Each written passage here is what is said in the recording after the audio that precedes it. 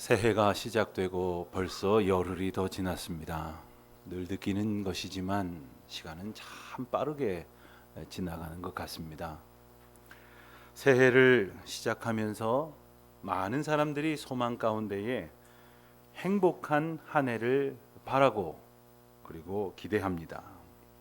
그렇지만 원하는 행복은 누리지 못한 채 자신이 참으로 불행하다고 생각하며 힘겹게 살아가는 사람들이 참 많습니다.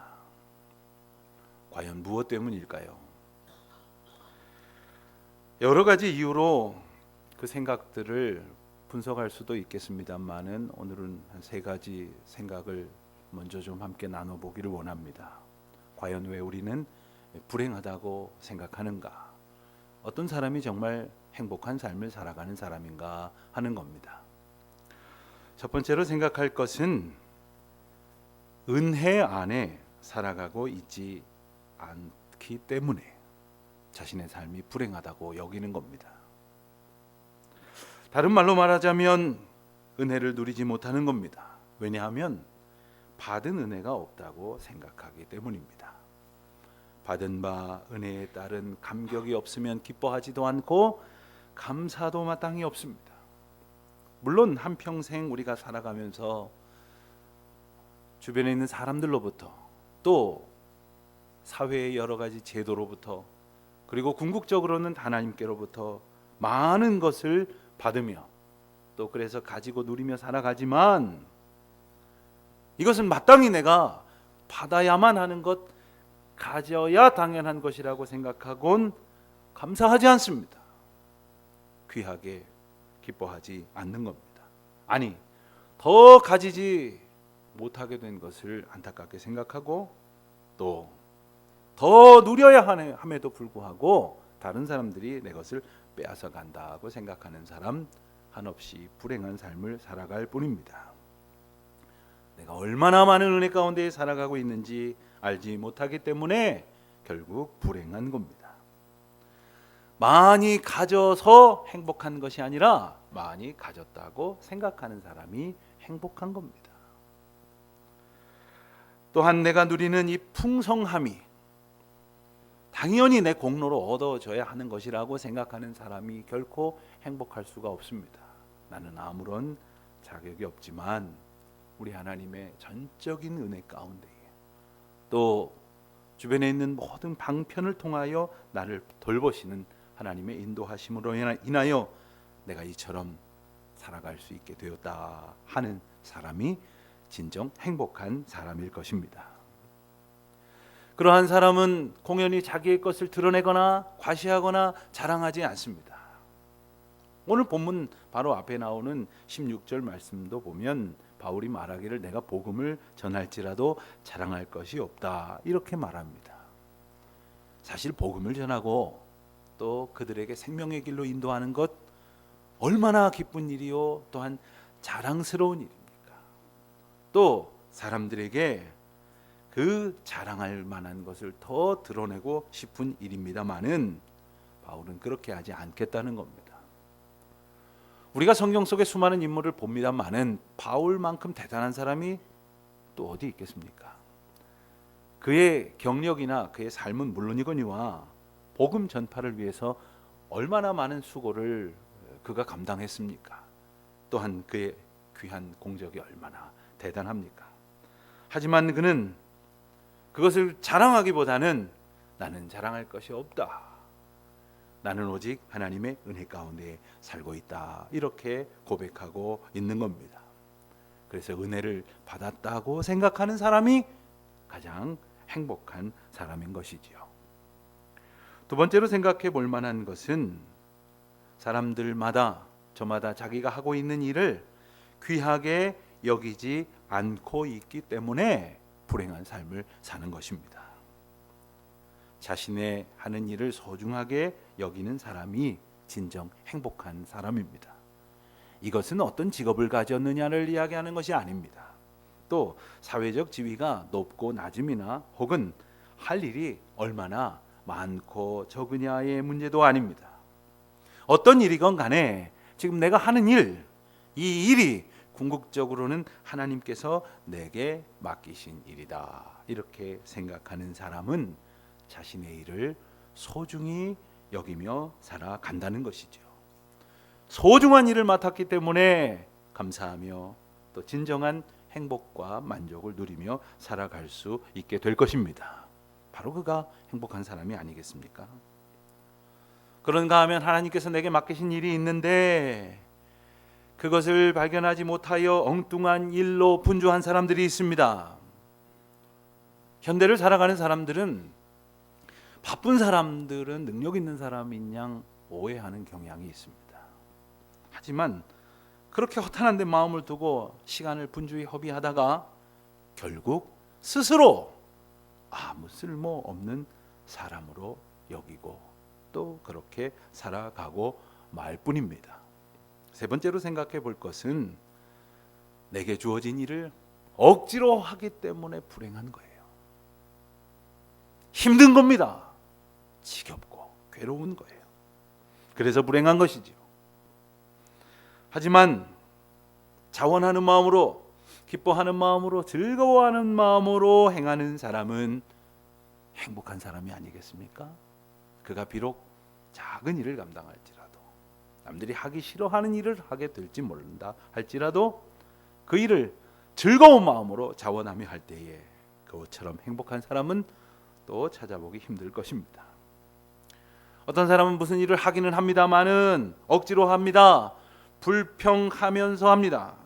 결국 자기 자신도 불행하고 주변에 있는 사람들을 불편하게 만드는 아주 이상한 재주를 지닌 사람들이 있거든요. 주님께서 맡기신 일을 나는 과연 얼마나 자원적으로 감당하고 있는가?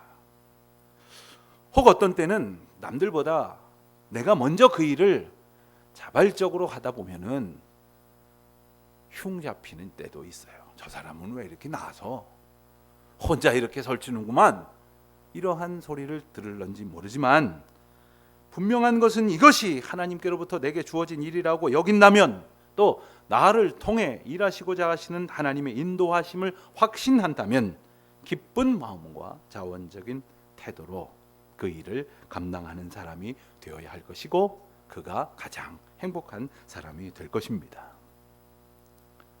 남이 시켜서야 그때 가서 어떤 일을 마지못해 하면 참 죄송한 말씀이지만 그건 종이나 노예 노릇밖에 안 되는 겁니다.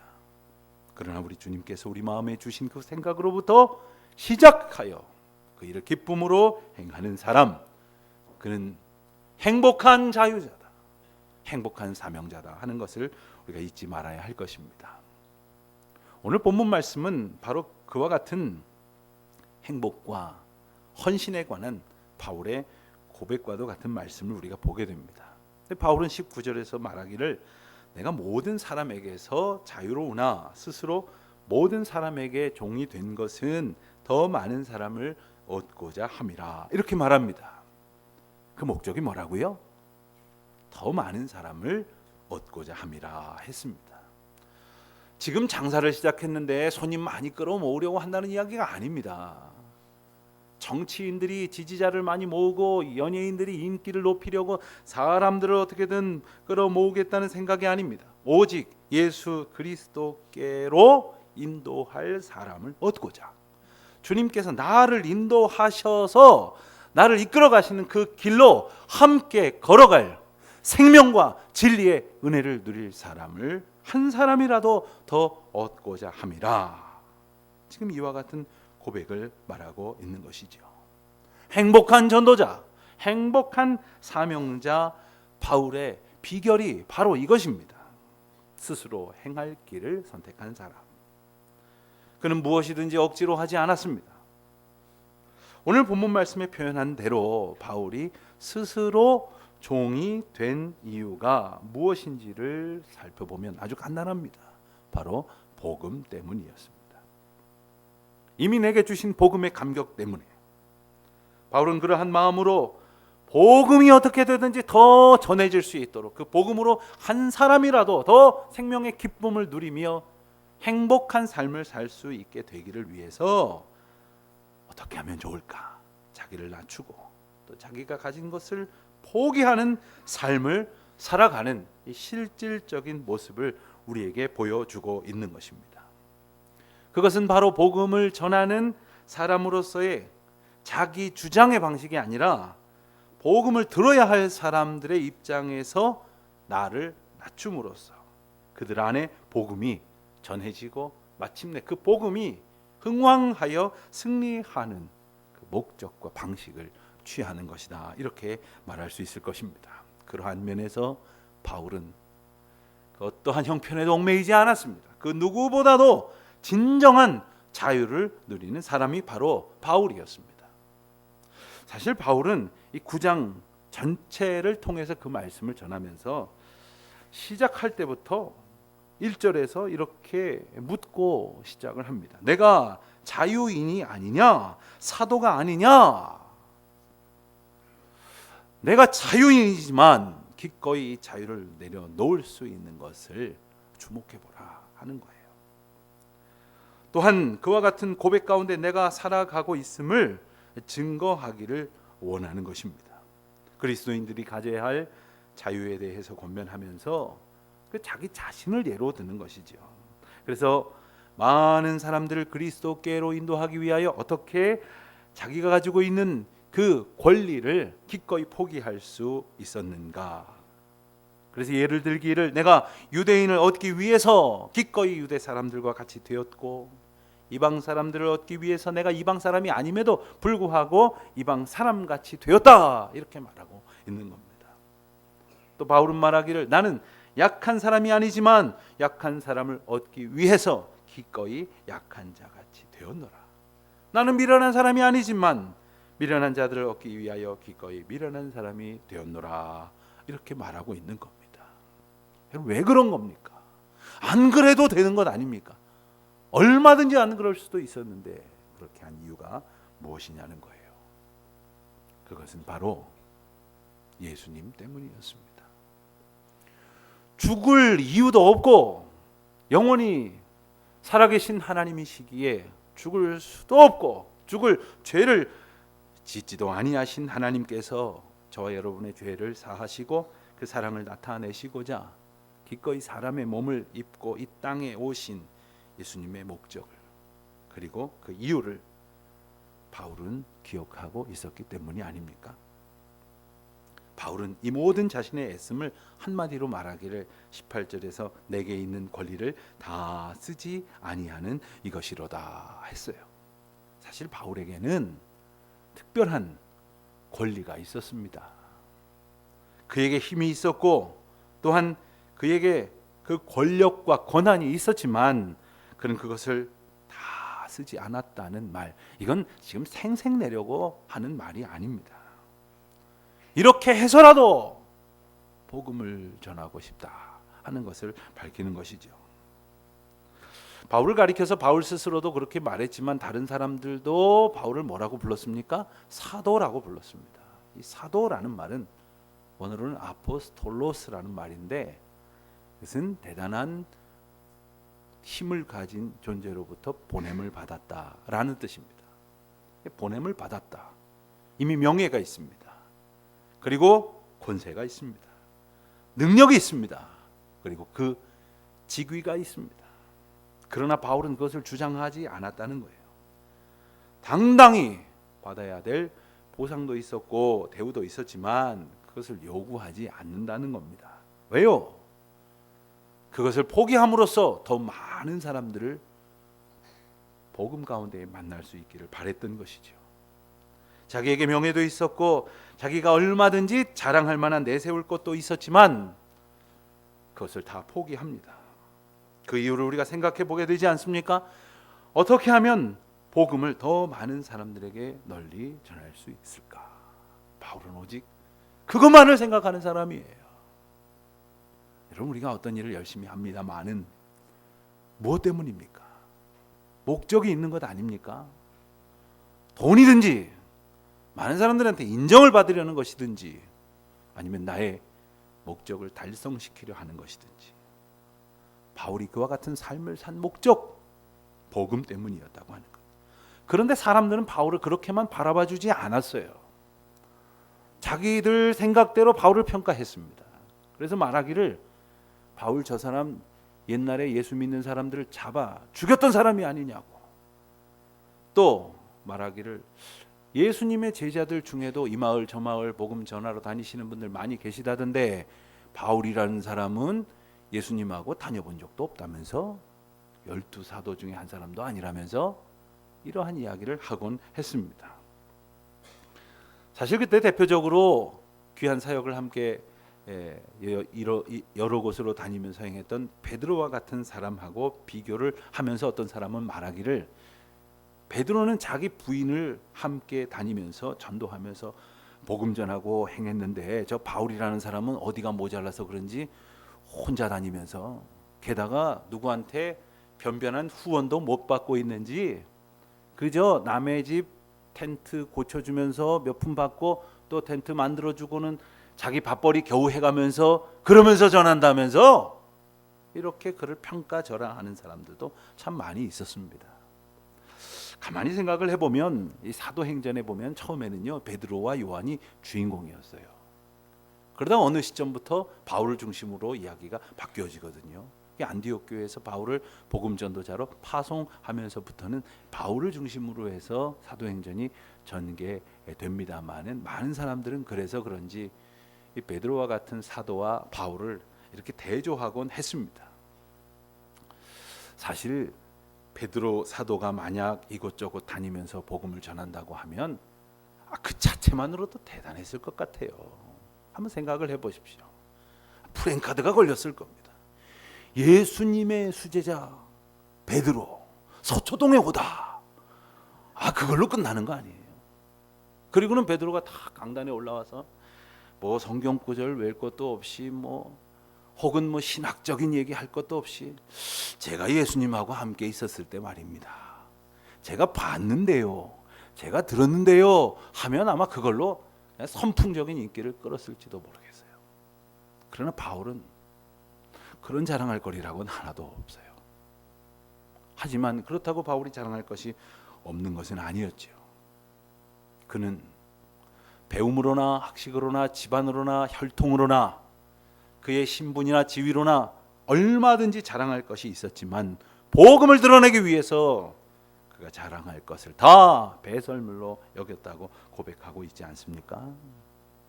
사실 우리가 어떤 사람들을 가리켜서 흔히 우스갯소리로 저 사람 저 과거 있는 사람이야 이런 얘기하는데 바울이 딱 그런 사람이었어요. 과거 있는 사람이죠. 그것도 아주 특별한 과거가 있는 사람이죠. 예수 믿는 사람 잡아 죽이겠다고 이 마을 저 먼 도시까지 쫓아다녔던 사람 아닙니까? 만일 어떤 사람이 그 과거를 문제 삼아서 다른 사람들이 전하는 복음은 다 들어도 당신 같은 포학자의 복음 난 들을 수 없어 한다면 어떻게 된다는 말입니까? 바울은 곰곰이 생각했습니다. 그리고 마침내 그가 택한 방법은 바로 예수님께서 인도하시는 그 길로 걸어가게 하는 그 방법은 예수 그리스도의 방법이셨던 것이죠. 하늘 보좌를 버리시고 죽기까지 낮아지신 이 땅에 기꺼이 오신 예수 그리스도의 그 방법 말입니다. 그래서 바울은 낮게 또 더 낮게 겸손하게 더 순전하게 나의 나됨은 오직 하나님의 은혜입니다 고백하면서 자기의 모습은 버리고 가리우고 내던지고 오직 그리스도만 존귀하게 되기를 바라는 마음으로 자기가 가지고 있는 모든 자유와 권리를 기꺼이 다 포기했던 것입니다. 그래서 바울을 가리켜 스스로 종이 되었다고 말하는 것이지요. 사랑하는 성도 여러분, 2020년 남은 우리의 삶을 살아가야 할 방식이 바로 이것이어야 하지 않겠습니까? 그저 우리는 세상 사람들이 그랬던 것처럼 높아지기를 또 많은 것을 갖는 자리에 오르려고 그렇게 애를 썼지만 복음 때문이라면 기꺼이 낮아지고 기꺼이 양보하고 기꺼이 나는 죽고 내 안에 예수 그리스도로 다시 사는 삶을 살아야 하지 않겠습니까? 바울이 소망했던 것은 바로 이 한 가지였습니다. 복음을 전하기 위하여 어떻게 하든지 복음이 증거되게 하기 위하여 자기가 가지고 있었던 삶의 경험, 방식, 자랑할 만한 모든 것들을 다 버리고 그의 목표마저도 수정했습니다. 그래서 23절에 말하기를 모든 것을 행하면서라도 내가 복음에 참여하고자 함이라. 이렇게 고백했던 거예요. 복음에 참여하는 일이라면 무엇이든지 감당하겠다는 거예요. 바울은 이것을 잘 설명하면서 내가 이와 같은 삶을 살기를 원합니다. 여러분들도 그와 같은 삶을 사십시다. 이렇게 권면하면서 고린도 도시에 살아가고 있는 사람들에게 아주 익숙한 운동 경기를 비유로 말씀을 증거하고 있습니다. 당시 고린도에서는 2년마다 이즈미아라는 이름의 경기 대회가 열렸다고 전해집니다. 우리식으로 말하면 전국체전 같은 거예요. 요즘은 하도 재미난 스포츠 이벤트가 많아서 그렇지 예전에는 전국체전 한다 그러면 그냥 거의 모든 종목을 텔레비전에서 중계도 해주고 아주 재미나게 봤던 기억도 납니다. 이 고린도에 모여가지고 창던지기, 레슬링 이런 종목들 6개를 가지고서는 주변에 있는 여러 도시와 마을에 있는 사람들이 겨루는 종합체육대회였습니다. 그 가운데 있었던 달리기와 복싱 이 두 종목을 지금 예로 들면서 바울이 설명하고 있는 거예요. 모든 운동 경기가 사실 따지고 보면 다 그럴 것이겠습니다만은 특별히 이 두 종목의 공통된 특징을 꼽으라면 목표점이 분명해야 한다 하는 것을 들 수 있을 것입니다.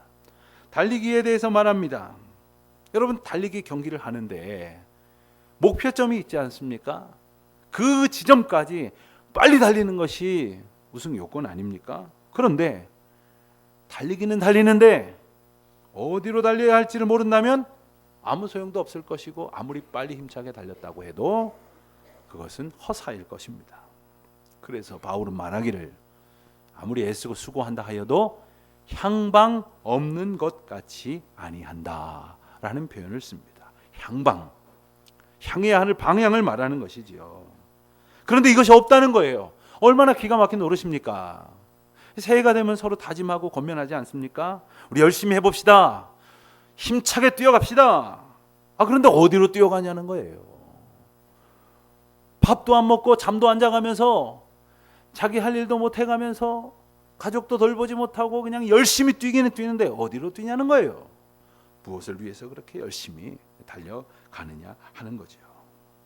향방 없는 인생이 되지 않도록 주의 은혜 가운데 성찰하는 우리 모두가 되시기를 바랍니다.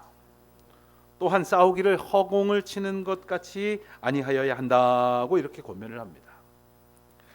이 복싱이나 혹은 그 격투기류의 여러 운동 경기를 보면 참 무시무시합니다. 어릴 적엔 좀 이렇게 열심히 보기도 했습니다만 가끔 이렇게 보노라면 아유 무서워요. 이거 못 보겠어요. 옛날에는 그 솜으로 가득 찬 글러브라도 큰 걸 꼈죠. 요즘은 그냥 얄팍한 그 장갑 하나 끼고서 막 휘둘러 댑니다. 한 방 맞으면 그대로 나가 뻗어 쓰러지고 마는 것입니다. 그런데 상대방의 주먹을 잘 피하고 잘 보다가 내 주먹을 정확히 뻗어야 승리할 터인데 허공을 치는 것 같이 한다면 그렇게 휘두르기만 반복한다면 기운만 빠질 거예요. 그리고 허점을 보여서 마침내 역공을 당할 위기를 자초할 뿐입니다. 열심히 주먹을 휘두르는 것 같지만 허공을 치는 것처럼 살고 있지는 않은가? 우리 인생을 돌아봐야 합니다. 여러분 그 주먹 많이 휘둘렀다고 이기는 게 아닙니다. 정확한 펀치를 명중시켰느냐가 승리의 요건이 아닙니까? 그래서 그것을 비교하기를 자신의 인생을 다름질과 같다. 다름질하는 인생이라고 이렇게 말하죠. 그런 또 말하기를 운동 경기에서 그렇게 승리자에게 주는 승리의 상에 대해서 또 함께 생각하게 합니다. 당시 승리자에게는 무엇을 줬나 알아보니까 먹을 것을 줬더라고요. 근데 우리도 생각을 해보면 여러분 동네마다 해마다 이제 명절 때 같은 때 되면은 씨름 대회를 하죠. 씨름 나가서 1등하면 뭐 줍니까? 아주 큰 대회에는요 황소 한 마리가 걸려 있어요. 오늘날로 말하면 수백만 원입니다. 조금 작은 대회는 쌀 한 가마니. 먹을 거 걸어놓고 하는 거예요. 왜요? 먹을 게 최고니까요. 그러나 그러한 먹을 것으로 삼는 상이든지 아니면 머리에 쓰는 면류관이든지 이것을 성경은 뭐라고 말합니까? 썩어질 것들이라 이렇게 정의하는 겁니다. 그러니까 우리가 그렇게 애쓰고 수고하여 얻고자 하는 그 모든 것들 썩어질 것이라는 거예요. 그러면 썩지 아니할 것은 무엇일까요? 하나님께서 우리에게 맡기신 일로 이루게 하시는 이 거룩한 열매, 하나님께서 영광 받으시고 또 우리의 수고로 구원 얻는 자들의 수가 날마다 더하여지는 생명 얻는 아름다운 결실이 과연 우리의 삶에 얻어지고 있는가? 우리는 과연 썩지 아니할 것을 구하며 살아가고 있는가 말하는 것이죠. 바울은 마지막으로 권면합니다. 나 자신을 쳐서 복종하게 한다. 나 자신을 쳐서 복종한다. 여러분, 하나님 앞에 순종하고 또 하나님께서 우리에게 맡기신 사명 앞에 복종하는 것이 사실 쉽지 않아요. 내 자신이 자꾸 일어나거든요. 불쑥불쑥 내 안에 나 자신의 생각이 주인이 되려고 하거든요. 그것을 쳐서 복종시키는 것. 그래서 나는 끊임없이 낮아지고 또 나의 권리는 스스로 포기되어지고 나는 죽고 내 안에 거하시는 성령으로 인하여 나를 다시 살리시는 은혜를 누리면서 살아가는 것, 이것이 믿음의 사람이 걸어가야 할 삶이라고 말하는 것이죠. 갈라디아서 2장 20절에서 바울은 고백하기를 내가 그리스도와 함께 십자가에 못 박혔나니 이제는 내가 산 것이 아니요 오직 내 안에 그리스도께서 사는 것이라. 그렇게 고백하지 않습니까? 이제 내가 육체 가운데 사는 것을 나를 사랑하사 자기 몸을 버리신 예수 그리스도를 위해 산 것이라. 그와 같은 은혜로 살아가는 저와 여러분 되시기를 주님의 이름으로 축원드립니다.